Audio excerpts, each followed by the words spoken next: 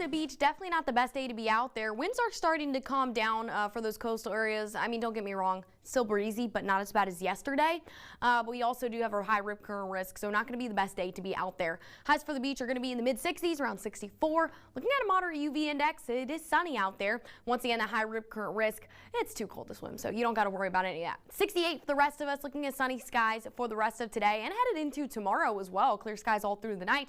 I do have that windy icon there, but remember, we're going to see the wind slowly taper off throughout the rest of the day. This morning, we did kick off the day with a wind advisory, but that's been reduced now to just the coastal areas, and it's set to expire in about 10-15 minutes. We will see if they extend this because we are seeing the winds pick back up a little bit. They're running around 35 miles per hour right now for wind gusts, but that should expire and we'll slowly see things calm down. We also do have a fire weather warning that spans across the entire valley. What this means is we're looking at rapid spread of wildfire possible due to dry air and windy conditions. Of course, this was left behind by that cold front. Outdoor burning is not recommended, and that red flag warning or fire weather warning, both the same thing, that's going to be in effect until 6 p.m. So do not do any outdoor burning. Be especially careful with those situations for not only today, but also running into tomorrow too.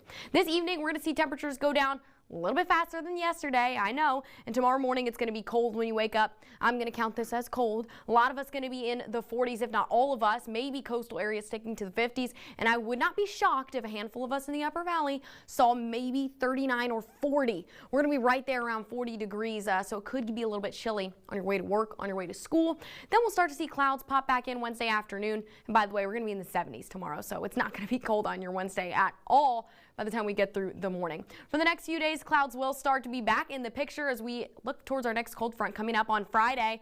This one's not going to bring a lot of rain chances either, but it is going to drop our temperatures a little bit just in time for MLK weekend. And if you are making some plans, if you have 3-day coming up around the corner, 68 for Saturday, 75 for Sunday, and we could see the possibility of another front heading into Monday. So right now I have us at 65, but just know that that's still a little bit up in the air in a sense because it's still 7 days away. So we will be monitoring the situation for if we're going to see more of a temperature drop a week from today or a week from yesterday. Remember, 68 is going to be a little bit chillier today, but then start to warm back up. That cold front on Friday only bringing us a 20% chance for rain and going to drop our temperatures back to the 60s.